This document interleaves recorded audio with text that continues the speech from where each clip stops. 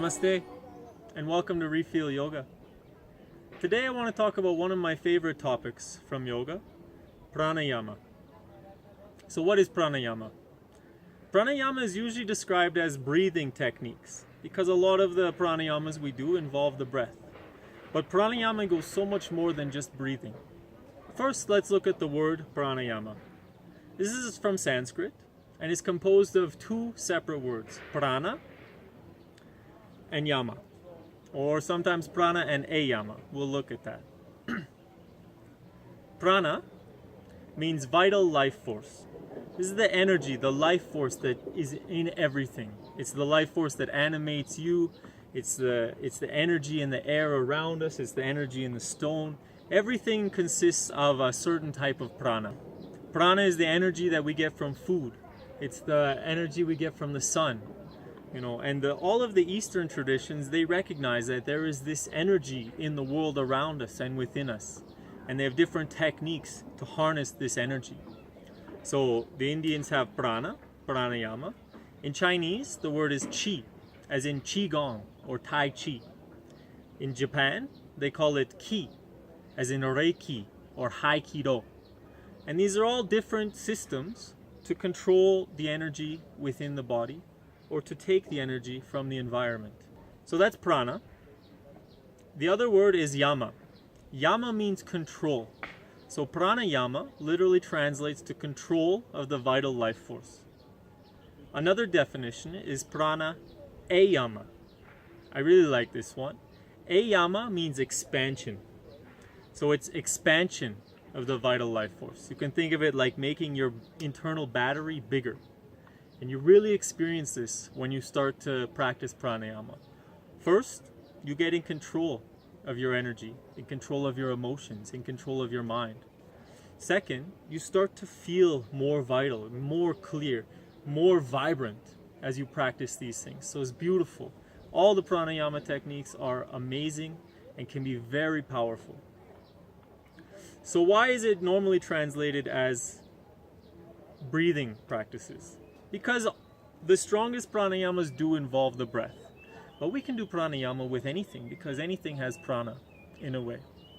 For example, when we eat food, food has prana, especially really tasty food.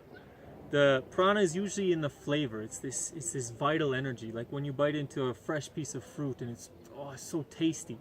And we can really bring our awareness to that. We can really experience the flavor, and when we really taste the flavor, we're drawing out the prana, we're drawing out the energy from the food. For this reason, when you have a really tasty meal, when you really enjoy it, it's really satisfying because we've really extracted the energy from that food. We've really filled ourselves with good, vibrant energy. On the other side, when you have kind of garbage food, or maybe food that's just not so tasty, or food that's been sitting out and gone a little bit stale, this food doesn't have as good a quality of prana. And when we eat it, maybe we don't enjoy it as much, or there's just not as much flavor to extract, and afterwards we don't feel as vibrant. Sometimes if we have food that's old, we start to feel really heavy and sluggish because the prana is not so clean in this food. We can also do pranayama with our eyes and our senses. When we go for a walk in the nature and we really look at the leaves and we really appreciate, we're absorbing energy from the environment around us, and it starts to make us feel more vital, more grounded, more vibrant. So these are pranayamas as well. But the most powerful way to practice pranayama is using the breath as well as other techniques. So pranayama is not just breathing, even when we're doing breathing practices. We're also doing things called mudras and bandhas. So mudra means gesture. Putting the body in different positions to kind of change the subtle flow of energy. You can do this with the hand, there's different things with the face, the whole body position.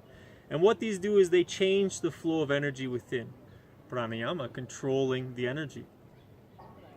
Another practice to the pranayama is bandhas.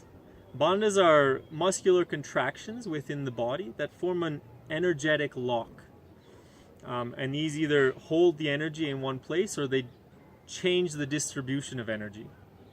And all of these together, breathing with these mudras and bandhas, composes a full pranayama practice. Now, the reason pranayama is one of my favorite practices is because I find it so powerful.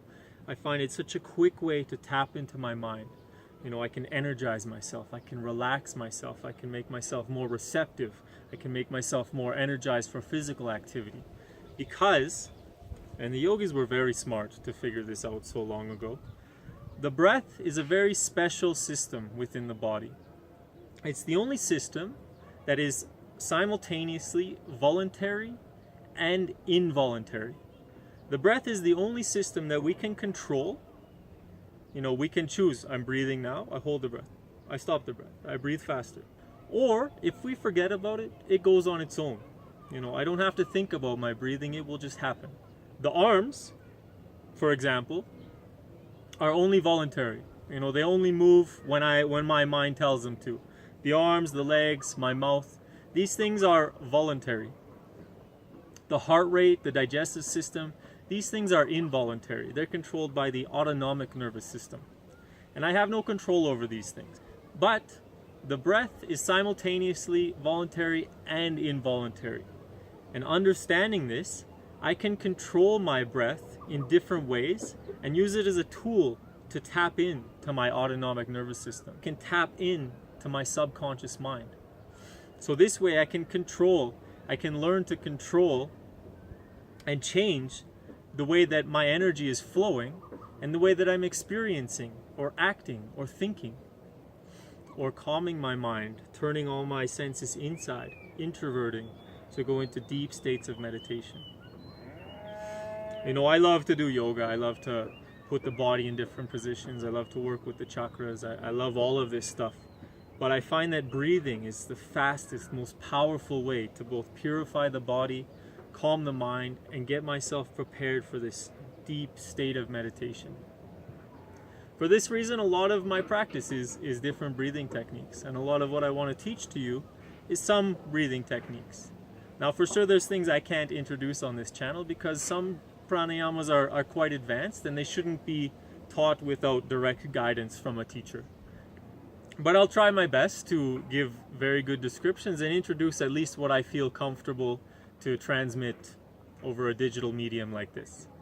So stay tuned, because I'm going to be introducing all sorts of techniques using the breath to increase your energy, to reduce anxiety, to help you rest, get better sleep, improve your digestion. Techniques to focus your mind, to make you more receptive. Techniques to give more energy to your body so you can do physical labor. There's so many different ways that we can control the flow of energy in the body when we learn these pranayama techniques. It's a beautiful thing, guys. See you next time. Namaste.